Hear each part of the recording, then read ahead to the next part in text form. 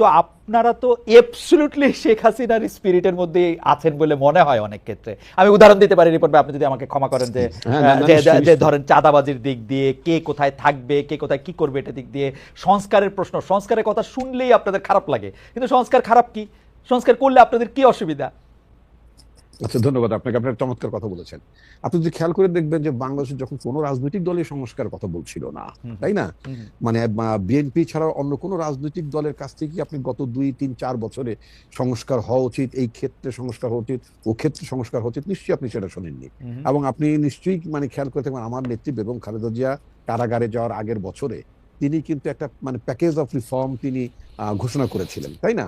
তাহলে এই যে প্রধানমন্ত্রী, আমি যদি একটু উদাহরণ হিসেবে বলি, প্রধানমন্ত্রী তো বর্তমান ব্যবস্থায় অর্থাৎ একেবারেই লাস্ট ইমিডিয়েট পাস্ট আপনার গভর্নমেন্ট পর্যন্ত প্রধানমন্ত্রীর হাতে তো অ্যাবসলিউট পাওয়ার ছিল, তাই না? শি এনজয়েড অ্যাবসলিউট অথরিটি, তাই না? তো এখন এই ধরনের অবস্থায় থেকে কোন প্রধানমন্ত্রী চাইবেন, কোন রাজনৈতিক নেতা চাবেন যে তার ক্ষমতা অন্য কেউ শেয়ার করুক অথবা তার ক্ষমতার আসুক, ভারসাম্য আসুক? এটা তো বেগম খালেদা জিয়া সে 2016-17 সাল থেকে বলা, কারণ তিনি বিরোধী দলে ছিলেন তখন, সেজন্য না। রাইট, না না না না, এটা আপনি বলতে পারেন, but it is our commitment. এটা তো আমাদের যে রিফর্ম প্রপোজালস, আমাদের রিফর্ম প্রপোজালস এর মধ্যে তো আমরা এই কথাগুলো আমরা তুলেছি। প্রধানমন্ত্রী প্রেসিডেন্টের ভারসাম্য থাকবে, তারপর আপনার পার্লামেন্টে আপনার চেক অ্যান্ড ব্যালেন্সের জন্য আপনার দ্বিকক্ষ পার্লামেন্ট থাকবে। যদিও ব্যক্তিগতভাবে আমি দ্বিকক্ষ উচ্চকক্ষ নিম্নকক্ষ পার্লামেন্টের ব্যাপারে ব্যক্তিগত, আমি তো দলের মধ্যে একটা মানুষ, তাই না?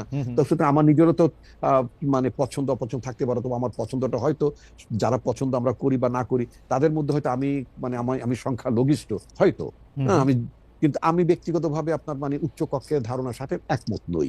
কারণ পৃথিবীতে আমার দেখা অনেক উন্নত দেশে আপনার যারা উচ্চ কক্ষ নিম্ন কক্ষ নিয়ে আছেন, ইভেন আপনি যেই দেশটিতে বসে আপনি অনুষ্ঠান পরিচালনা করছেন সেখানে আপনি দেখবেন ওখানে সিনেট এবং কংগ্রেসের মধ্যে বিরোধ, এবং এই ধরনের বিরোধের মধ্য থেকে, তাই না, ওখানে আপনার রেভিনিউ বাজেট কিভাবে হ্যাম্পার করে, মানুষের বেতন হয় না, নানা ধরনের কিন্তু জটিলতা, অনেক সময় আপনার গভর্নমেন্টই আটকে যায়, এরকম একটা অবস্থা থাকে।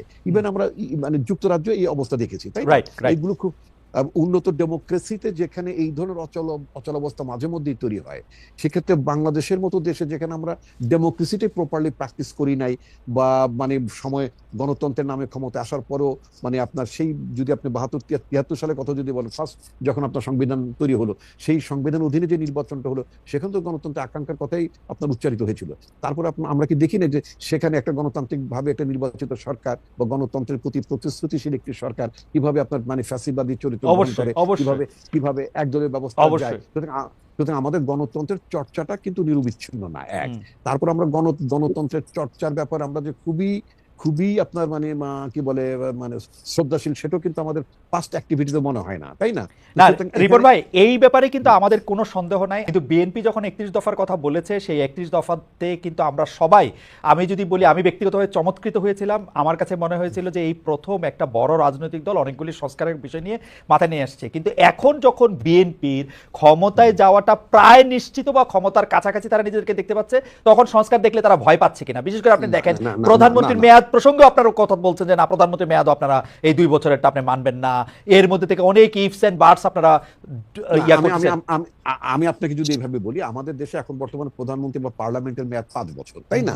তো আপনার এটাকে 4 বছরের কথা বলা হয়েছে। আমরা যেটা মনে করি 5 বছরটাকে আমরা যৌক্তিক মনে করি, যে একটা নির্বাচন আয়োজন করতে মোর দেন $1 বিলিয়ন খরচ যায়, তাই না? অনেক টাকা খরচ যায় কিন্তু, এবং সেই খরচের বিনিময়ে যে আপনার আউটপুটটা আসে, যে জাতীয় লোকেরা আপনার পার্লামেন্টে আসেন, তাই না, যে জাতীয় লোকেরা মন্ত্রিসভায় অন্তর্ভুক্ত হন, সেটা তো খুব আশাপ্রদ না। তো সুতরাং কিছু ব্যক্তিকে আপনার এমপি করার জন্য, মন্ত্রী করার জন্য আপনার একটা টার্মের 1 বছর কমিয়ে দেওয়া হচ্ছে ব্যয়টা 1 বছর আগে বাড়িয়ে দেওয়া।